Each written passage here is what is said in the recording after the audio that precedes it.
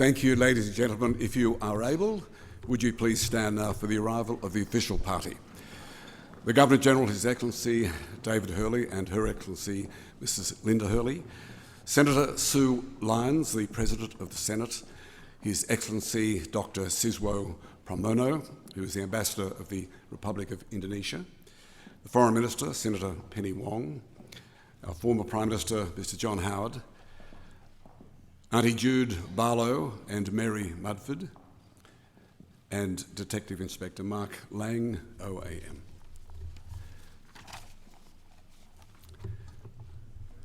Thank you, ladies and gentlemen. Please remain standing for the national anthem, performed by Isaiah Firebrace, sung today in English and also in the language of the Eora people.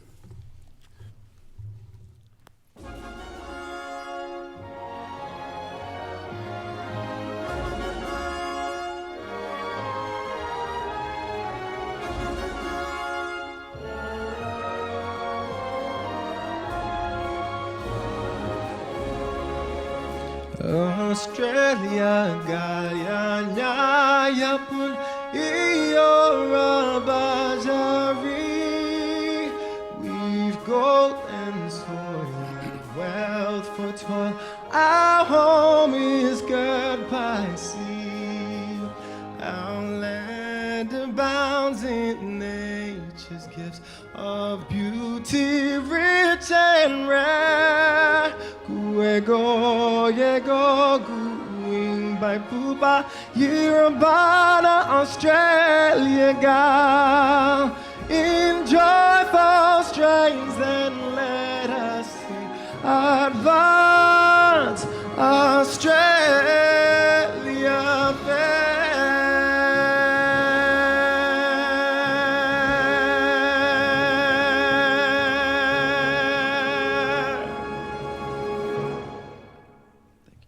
Thank you very much. Please be seated.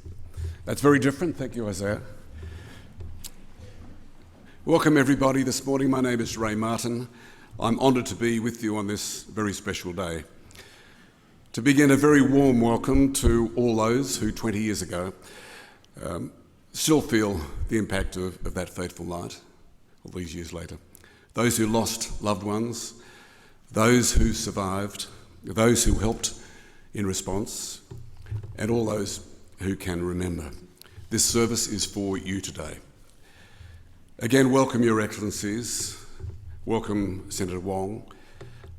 I also welcome our former Prime Minister John Howard, who was an important and compassionate part of Australia's response 2 decades ago.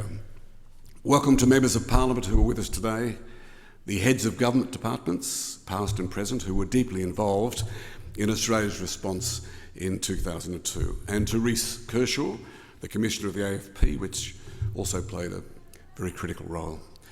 Most importantly, I welcome Dr. Siswo Pramono, the Ambassador of Indonesia. A very warm welcome, sir, to you. Other members of the Diplomatic Corps, we are privileged to have you here today as we remember the losses that your countries also suffered on that sad day in October 2002. There has been a small change to the programs that you have. Auntie Caroline can't be with us, so it's with great respect that I now invite Ngunnawal Elder Auntie Jude Barlow and Mary Mudford to welcome us to country. We have at the centre just here of our gathering a memorial wreath. I invite Auntie Jude and Mary to be the first to place flowers on the wreath this morning.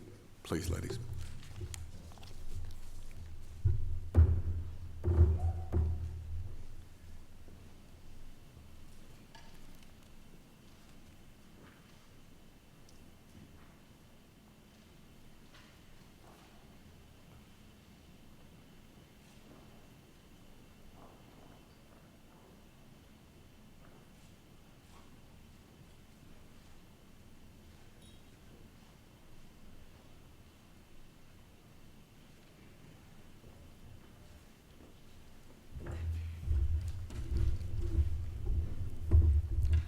Good morning, everyone.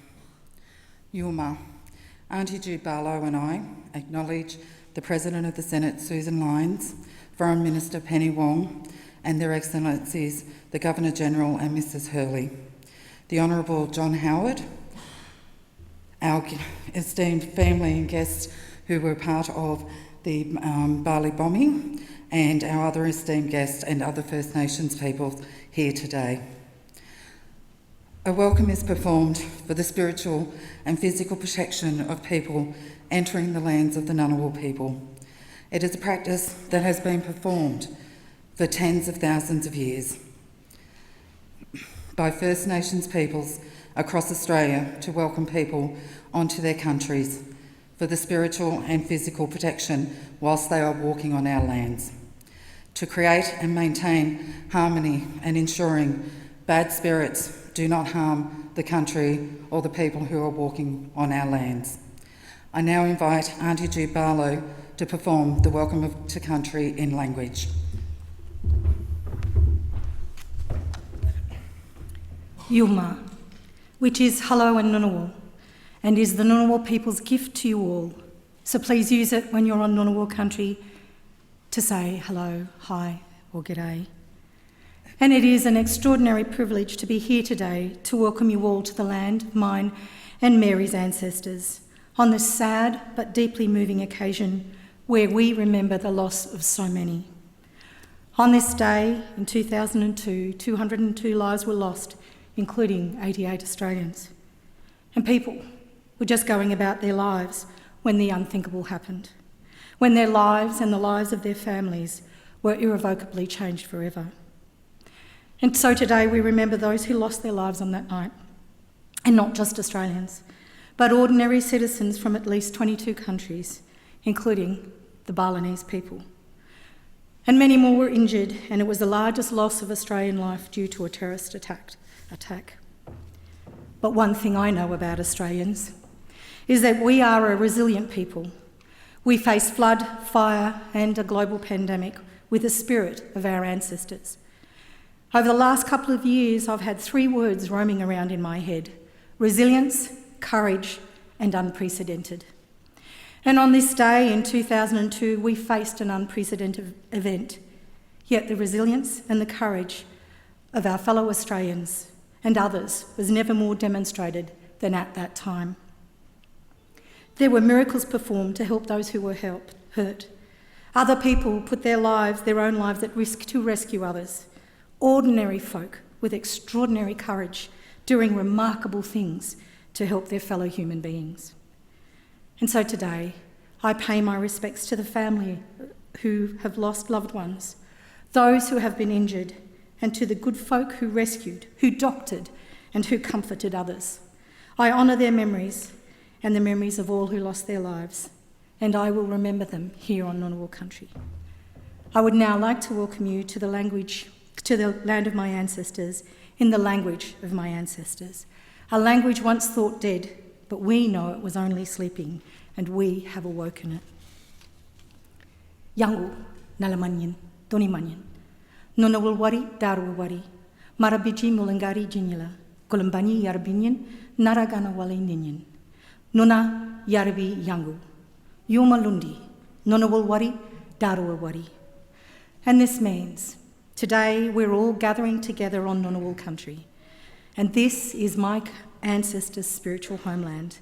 And we, all of us here today, are keeping the pathways of our ancestors alive by walking together as one. Welcome to Ngunnawal country.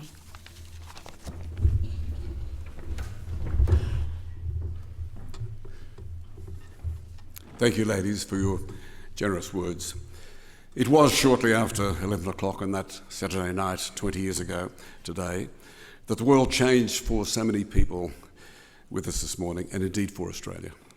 As Prime Minister Albanese said in this place just the other day, for most of us, what happened that night is beyond imagining. And he quoted his predecessor, Julia Gillard, on the 10th anniversary, who said, Bali is now a place like London and Gallipoli, where something of the Australian spirit dwells upon another shore, a beloved shore. I mentioned briefly the memorial wreath, an emblem, if you like, over the course of this service and during the morning tea this morning. Everyone is invited to place a flower on the wreath. Once decorated with frangipani and wattle flowers, symbolising the unbreakable ties between Indonesia and Australia. The wreath will be placed by the Australian Federal Police at the memorial across the road in the Parliamentary House Gardens, or Parliament House Gardens. You are welcome to join that ceremonial procession at the end of the memorial. Following the service, the memorial carries the names of the 88 Australians who died in Bali. I would now like to invite Mr. and Mrs. Hurley to formally commence proceedings by placing flowers on the wreath. I then invite His Excellency to the stage to read a poem, please.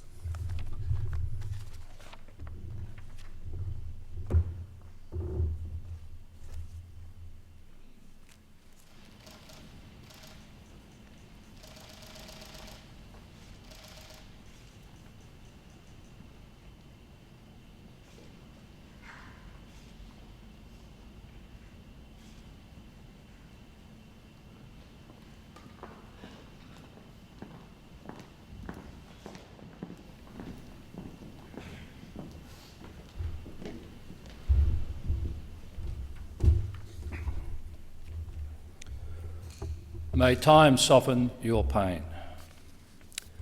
In times of darkness, love sees. In times of silence, love hears. In times of doubt, love hopes. In times of sorrow, love heals.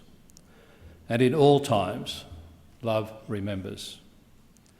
May time soften your pain until all that remains is the warmth of the memories and the love.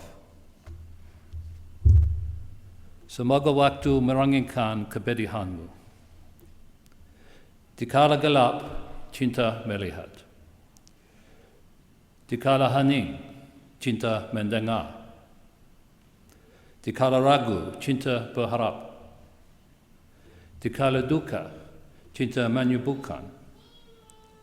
Dan di sepanjang waktu, cinta mengenang. Semoga waktu meringankan kepedihanmu, hingga yang tertinggal hanya kehangatan kenangan dan cinta. Thank you. Thank you kindly, Your Excellency. Of course, members of the Department of Foreign Affairs and Trade played a major role in taking care of Australians, as they so often do, in the weeks, the days, and certainly the weeks after that terrible night. Many of the consular staff who were in Bali helping victims and survivors are here with us today. Ladies and gentlemen, we thank you for what you did. Indeed, our host for today's service is the Foreign Minister, Senator Penny Wong.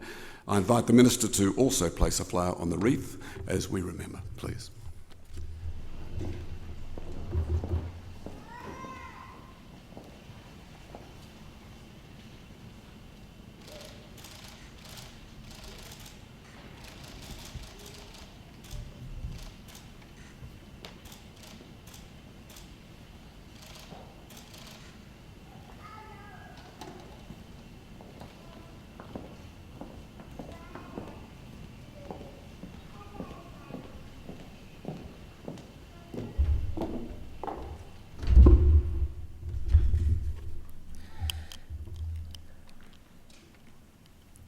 Good morning.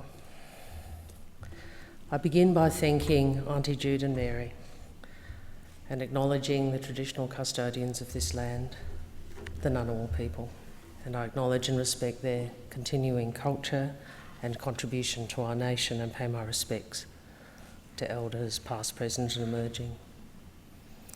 I also acknowledge the presence of the Governor-General, His Excellency General the Honourable David Hurley, ACDSC and Her Excellency Mrs Linda Hurley, His Excellency Dr Siswa Pramono, Indonesian Ambassador to Australia.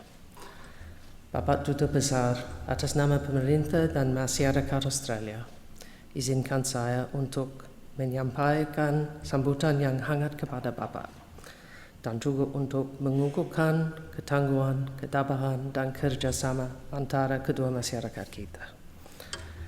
Bapak Ambassador, on behalf of the Australian Government, I warmly welcome you and acknowledge the strength, the courage and the cooperation of our two peoples. I also acknowledge the former Prime Minister, John Howard AC, Senate President Sue Lines, and my ministerial and parliamentary colleagues, ambassadors and representatives of the diplomatic community, distinguished guests. But most importantly, I extend a special welcome on behalf of the Australian Government to the survivors, the first responders, and the families of the victims who join us today, and also acknowledge the many Australians and Indonesians gathered at ceremonies around Australia and Bali. Well, 20 years have passed since that terrible night. 20 years since 202 lives were so callously taken, among them 88 Australians, 38 Indonesians and citizens of 20 other countries. 20 years since 209 more people were injured, many seriously.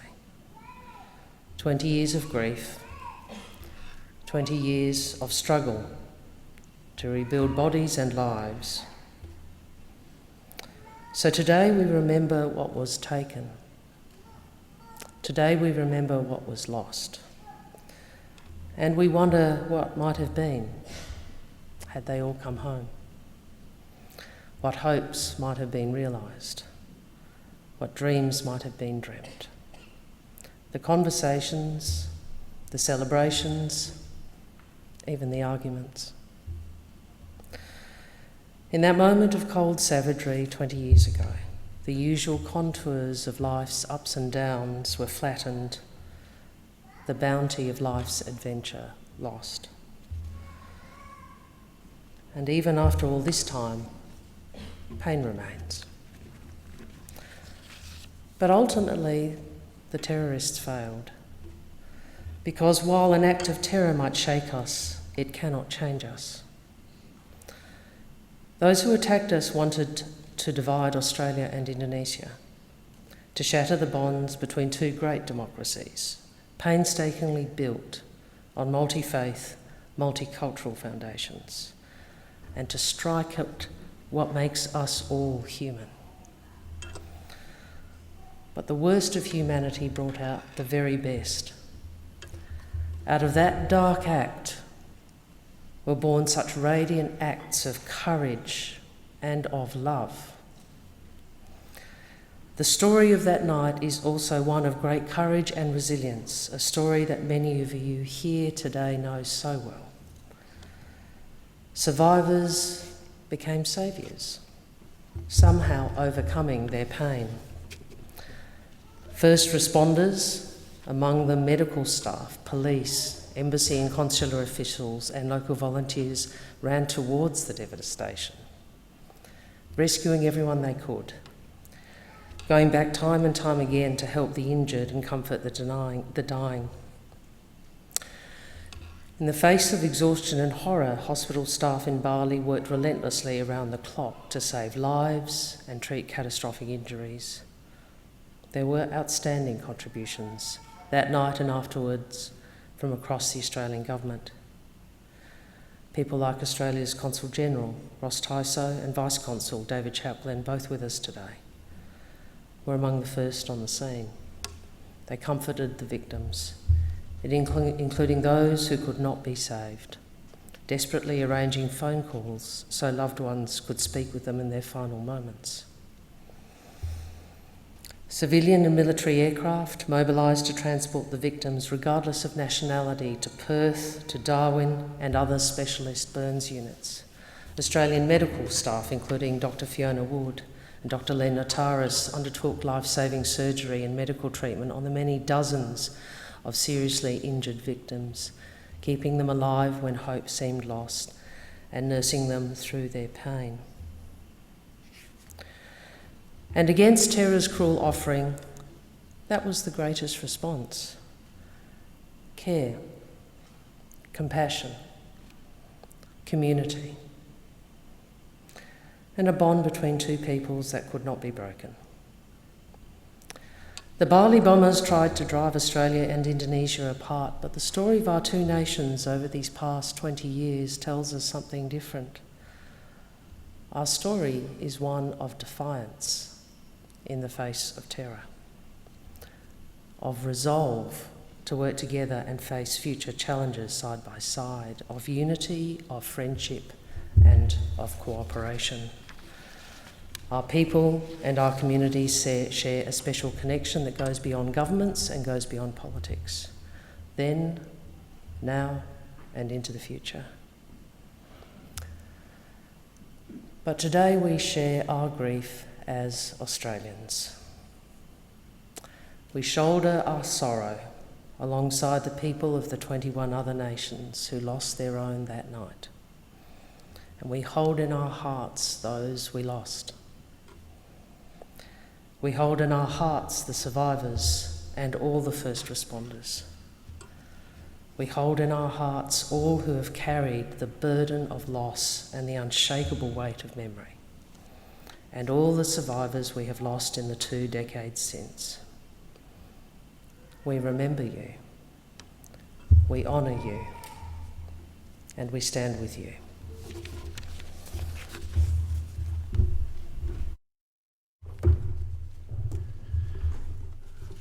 Thank you, Minister Wong, for those words. Thank you for hosting today's very special service as well. All right, folks, time to reflect for a moment. Let's bring back our award-winning Australian singer, Isaiah Firebrace, with a short musical tribute. Isaiah.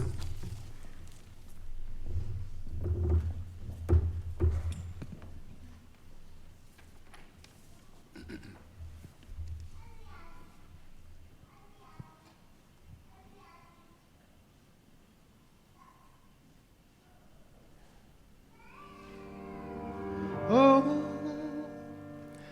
the lights are turned down low, and I'm sitting here alone, thinking how to get so far from home. Oh, I guess nobody knows, and so the saying goes, you win some, you lose some, still trying to control.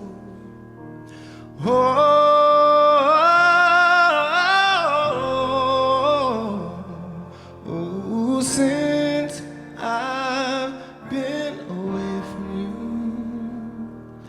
I've been searching for a light I could not find, and living for a love out of my mind. I've been hanging on a prayer, then I wake and see you there. Oh, Spirit, I haven't seen you in a little while. I got lost and you got set aside. I heard you've been calling, been busy falling. Spirit, I've been meaning to apologize. I've been running and I'm getting tired. I've been so foolish, got no place left to hide. I lay my head down on your shoulder. I hear you singing, it's not over. Oh, you came to me all dressed in gold. You're the one I've always known. In your love I found my home.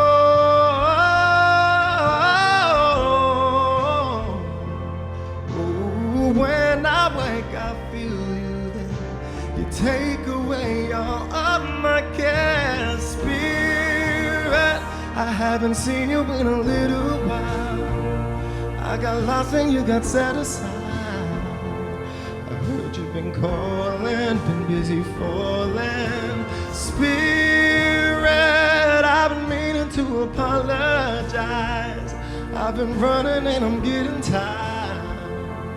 I've been so foolish, got no place left to hide. I lay my head down on your shoulder. I hear you singing, it's not over. You come to me in the night and dance around me like a satellite. You sing to me and I feel so high. You called to me and I cried. I was running and you hit me like a blinded light. All I need is with you by my side, breathing, feeling, healing, spirit, breathing, I feel it, healing my spirit.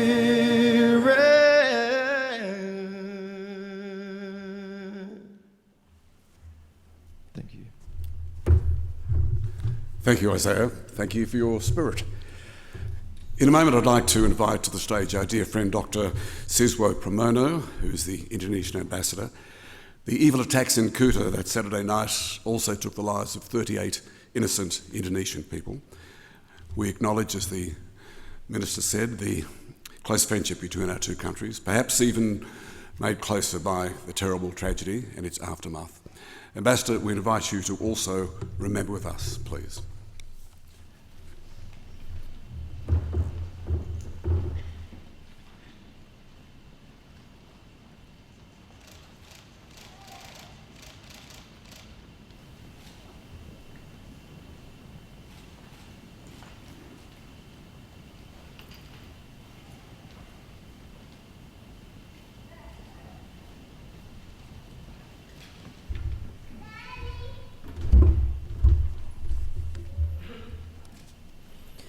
His Excellency General the Honourable David Hurley, Governor General of the Commonwealth of Australia, dan Ibu David Hurley.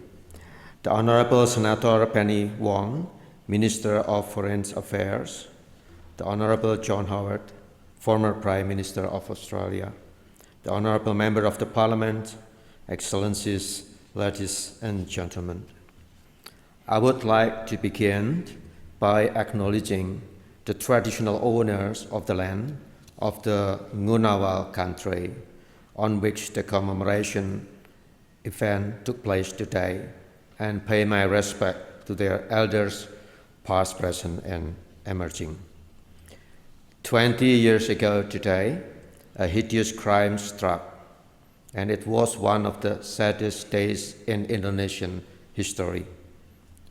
20 years ago, a group of terrorists tried to enforce their belief onto others by way of violence, which resulted in 202 people were killed and 209 people were injured. Among the victims, 88 Australians and 38 Indonesia perished that day. Family and friends were left with overwhelming grief, and even though a lot of hearts were broken and our loved ones were taken from us, there are something that the terrorists couldn't take: our love and compassion to others, and the idea of people are equal in rights and freedoms. Those are things that we hold on to, the things that separate us from the terrorists. In the days that followed the attacks, Indonesian law enforcement officers, assisted by the Australian police, put out relentless effort to bring the perpetrators to justice. Indonesia and Australia are nations of resilience and vigilance. Rising out of their terrorist attack, we have built a better and stronger bond among us. Indonesia and Australia developed the Jakarta Center for Law Enforcement Cooperation in Semarang. This reflects the determination of both governments to build a better law enforcement institution and system in Indonesia and other countries as well. This initiative wins active support from partner governments and international law enforcement agencies. Nowadays, the relations between Indonesia and Australia have improved from strength to strength. And the latest development, the two countries have managed to further strengthen the bilateral ties in terms of politics, in terms of economics, defense, cultures, and people-to-peoples.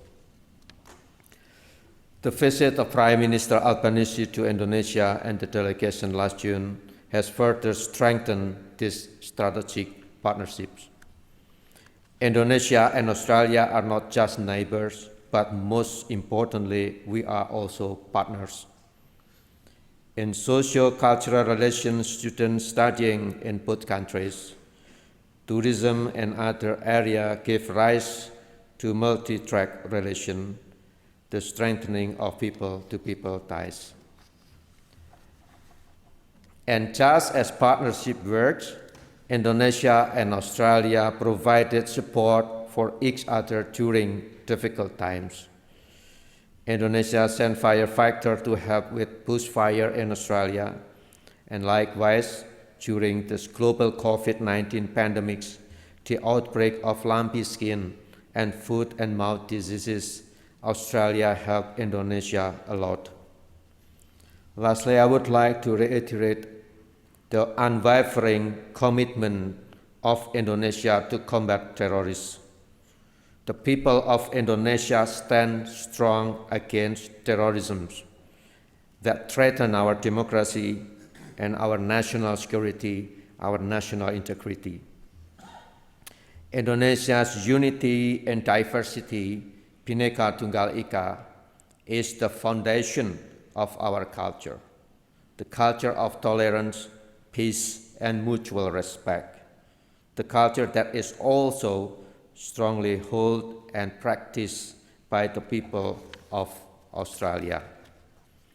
With the rich history of relations between Indonesia and Australia, I am certain that we can prevail over any challenge that might come, especially terrorism.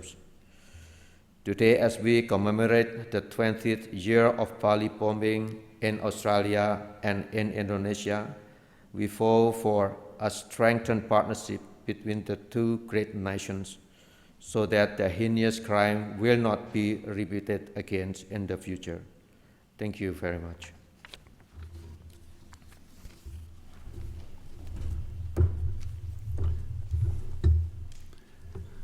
Thank you kindly, Ambassador. Thank you for joining us this morning. Australia's Prime Minister at the time was, of course, John Howard. Mr. Howard visited Bali days after as the tragedy unfolded. It was clear that his presence was a source of great comfort and support for the families of victims, for survivors and for the hundreds of Australians who were working tirelessly on recovery and who were caring for people. Mr. Howard, it's good to see you today. Would you please join us?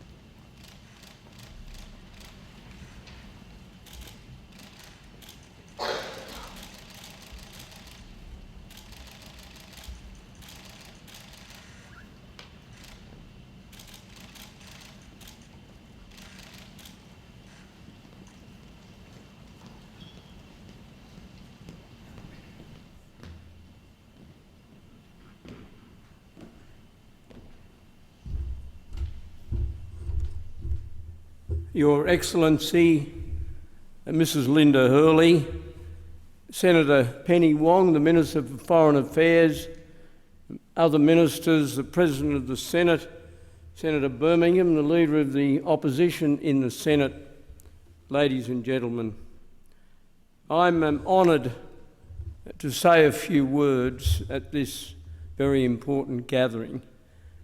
And my first remarks, indeed, my constant thoughts today are with those of you present who lost loved ones on that terrible occasion, whether it was a husband, a wife, a girlfriend, a boyfriend, a son, a daughter, or just that most treasured of Australian species, a mate.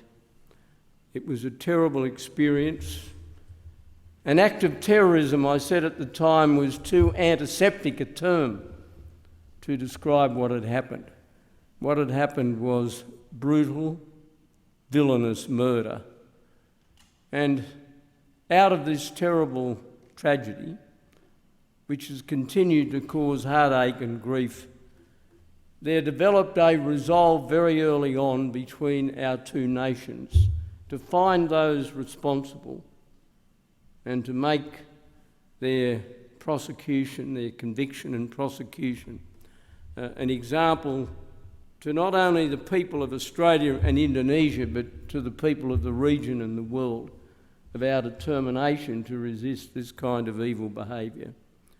And we saw during the days and weeks that followed wonderful cooperation between the police forces of the two countries. I remarked earlier this morning to somebody that I think Mick Kelty, who was then the Commissioner of the Australian Federal Police, had been in touch with some opposite numbers of his in the Indonesian police before any contact at a government level had occurred. Such was the seamless determination to cooperate. This is an occasion to honour those who lost so much. I hope today's gathering is some comfort to those here today and in the broader Australian community who continue to mourn the unjustified, brutal destruction of the lives of people who meant so much to them. Through this, some of the great Australian characteristics shone. I always thought the Australian personality is a bit of a duality. We can be as tough as tungsten, as resilient when the occasion arises, but gee, we can also be warm and compassionate. And I've never forgotten, after the attack, I visited the RAF base at Richmond in New South Wales, and I spoke to a young recruit. She'd only been in the Air Force for a few weeks, and she described how on a flight to Darwin, she and a group captain had comforted a young man who they thought was going to die during the journey, and fortunately he didn't. And that, of course, reminds me of the tremendous work of the Royal Darwin Hospital under the guidance of Dr. Len Notaras.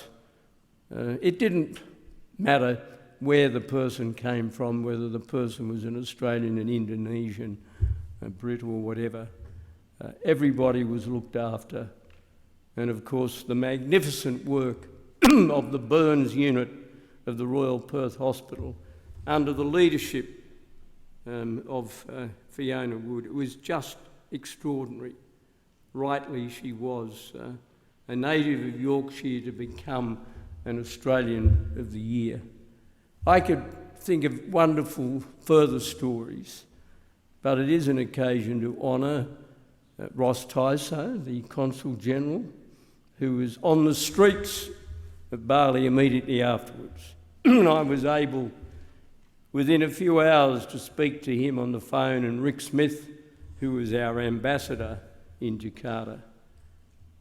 I think the most lasting monument to the folly as well as the evil of those who murdered our 88 fellow Australians is the fact that their goal included driving a wedge between Australia and Indonesia, and that failed.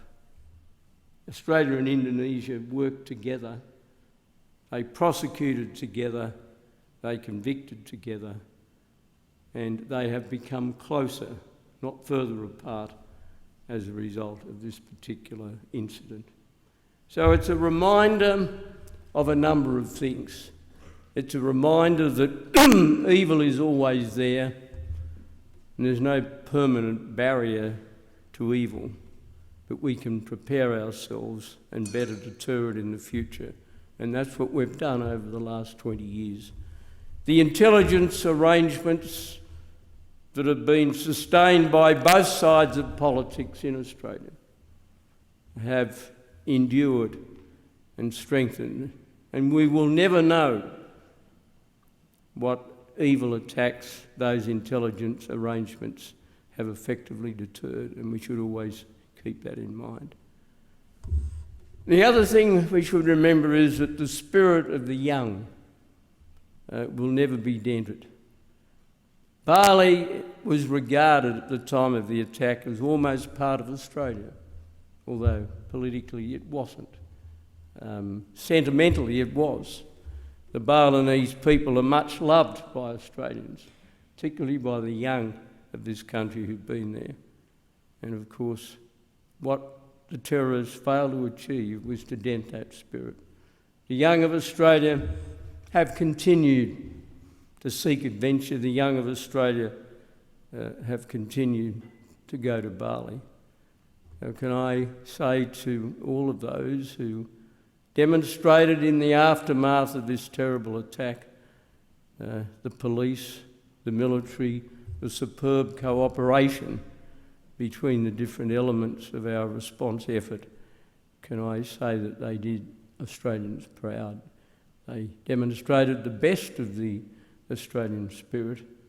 And can I finally say to those here today and in the broader Australian community who lost so much, you haven't slipped from our thoughts.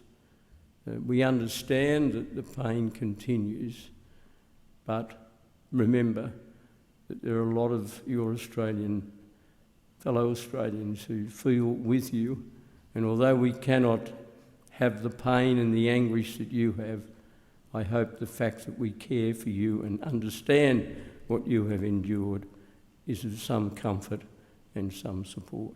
Thank you.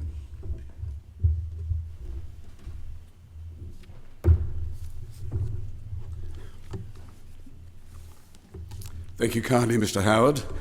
We thank you for what you did at the time as well. You mentioned the AFP, one of those extraordinary Australians working tirelessly in Bali at Ground Zero. From the beginning was Detective Inspector Mark Lang, OAM, of the Australian Federal Police. I think the AFP's Operation Alliance, until recently, was almost the untold story of what happened in Bali. Under the guidance of the Indonesian National Police, the AFP spent many months with a team of about 500 people on the ground helping to locate and arrest the terrorists, of course with Indonesians, while also identifying and repatriating every one of the 88 Australians who were killed. Above and beyond, Mark Lang and others in Foreign Affairs as well have stayed in touch with many of the victims' families, most notably forming a lifelong bond with Simon Quayle, a football coach from Perth who lost 7 of his players that sad night. Simon and his family have joined us, the Quayle family, today. We welcome you. Thank you for coming from Perth. And would you please join us now, Mark Lang. Thank you, Mark.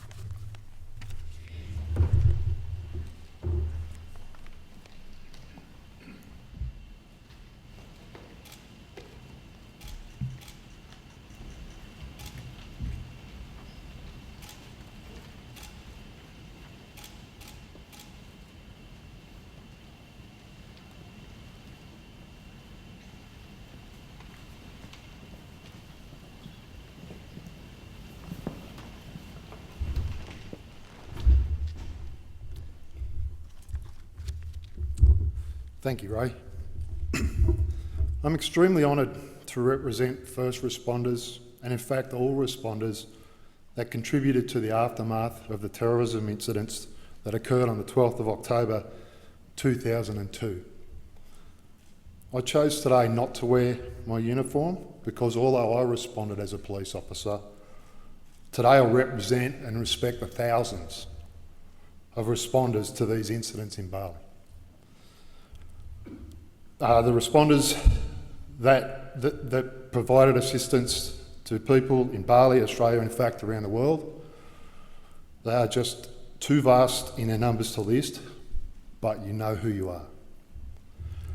My role included being part of the initial AFP response from Canberra and evolved into deploying from Bali and working with the Indonesian police team that was tasked with tracking and capturing the terrorists involved in the incident. We deployed throughout Java, Sumatra, Sulawesi, and Kalimantan, and captured many of the terrorists who were subsequently brought to justice.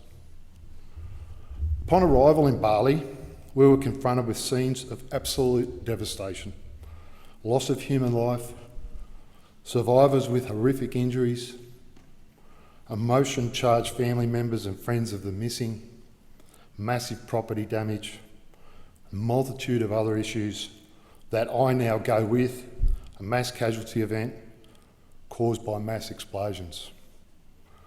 Quite frankly, it was overwhelming, and I simply didn't know how we were going to manage what we were confronted with. So we did what responders do. We got to work. I was quickly reminded of something that I was taught as a junior police officer, which was, if we're not here to assist and protect victims, what are we doing here? We respond because people need our help, not to get ourselves on the front page. Without victims, there is no response. So we got to work, and the rest is history, and has been documented many times by many people over the last 20 years. I tell a quick story about the impact that responders can have on victims. Very early in the response, in company with colleagues, I found myself taking a statement from an 18-year-old young man at his hotel in Kuta. He had left Perth with his football teammates on the 12th of October on their end-of-season trip. He was with his teammates at the Sari Club when the bombs were detonated. 7 of his teammates were killed.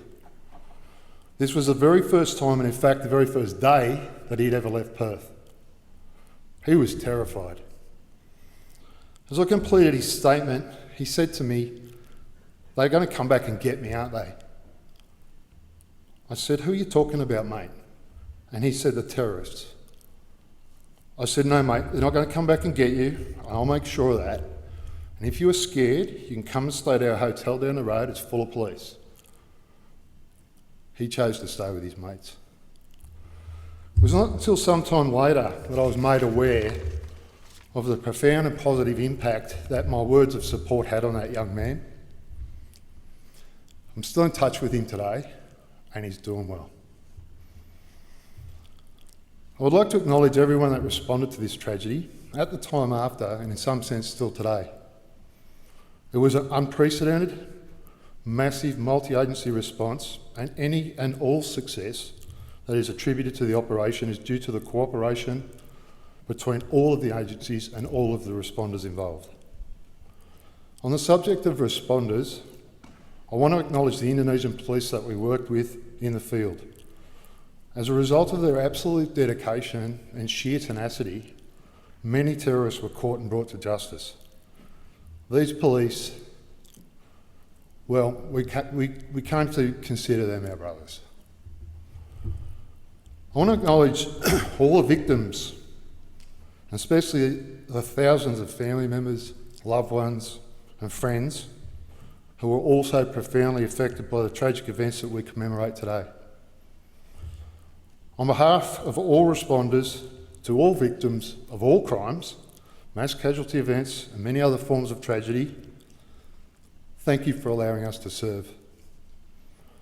We hope we make a difference. Finally, after 35 years with the Australian Federal Police, I retire from service today. In doing so, I would like to acknowledge, on behalf of all responders, our families, our loved ones, and our support persons. You allow us to serve. You know who you are, and without you, we could not do what we do. Thank you.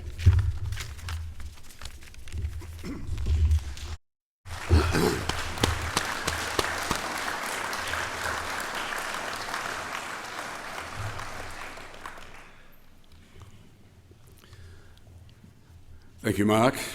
Thank you for what you and the other responders did. Please enjoy your retirement.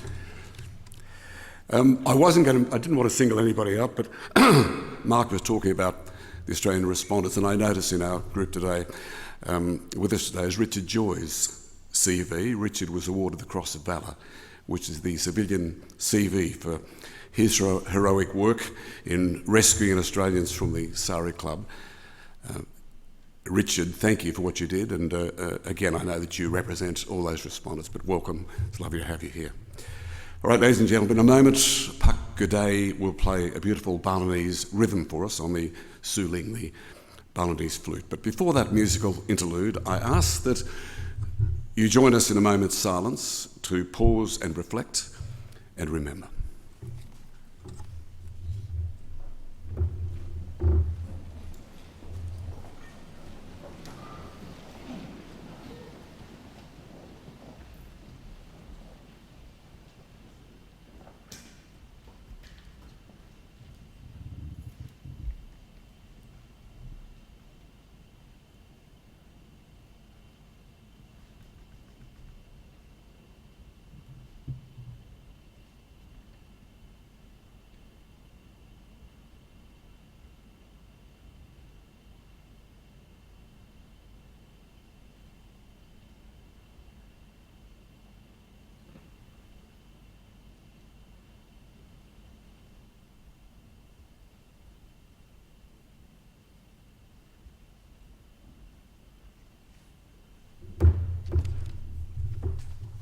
Thank you, ladies and gentlemen.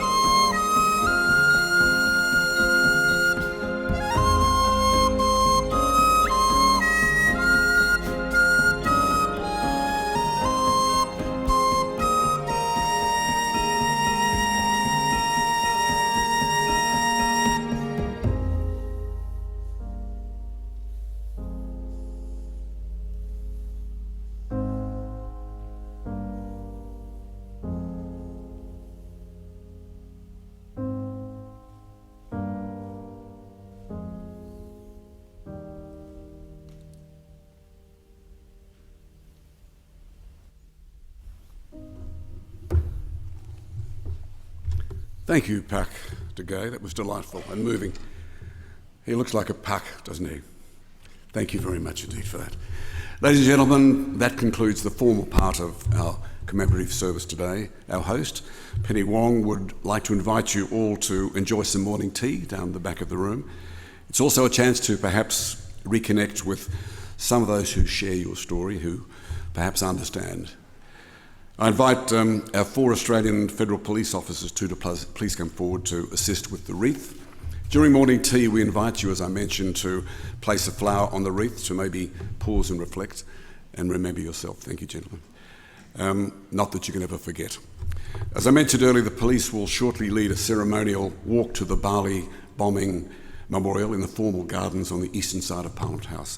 You are most welcome, everybody, to join the walk to the gardens or at any other time. This, after all, is your Parliament House. Ladies and gentlemen, I know this is a difficult time too for many of you. We thank you for coming today. There are social workers here today at the end of the lines who are wearing bottle brush pins to help identify themselves. If you need any help at all, any questions that you may have, then please feel free to meet them and ask those questions. Okay, now I welcome you to move to the back. We've got to do this with some order.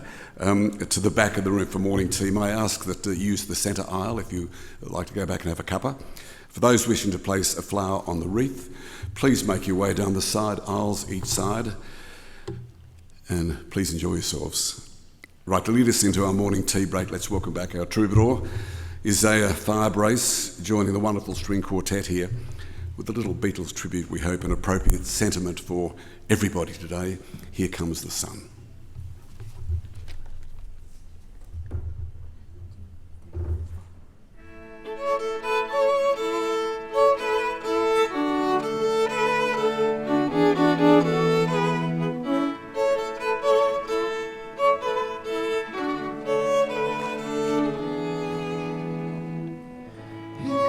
The sun, doo doo doo.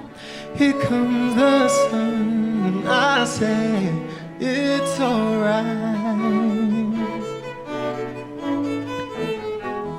Little darling, it's been a long, cold, lonely winter. Little darling, it seems like years since it's been here. Here comes the sun, doo doo doo. Here comes the sun. I say it's alright. Little darling, little darling, the smiles return to their faces. Little darling, it seems like since it's been here. Here comes the sun, doo doo doo. Here comes the sun, and I say it's alright.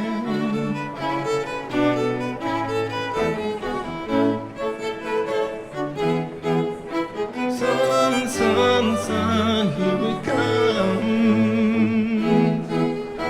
Sun, sun, sun, here it comes. Sun, sun, sun, here it comes. Sun, sun, sun, here it comes. Sun, sun, sun, here it comes.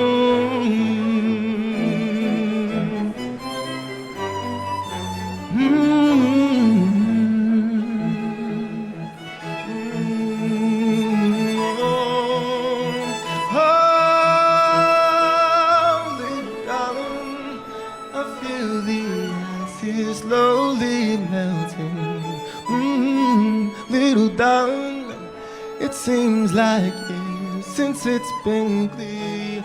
Oh, here comes the sun, doo doo doo. Here comes the sun, and I say it's alright. Here comes the sun, doo doo doo.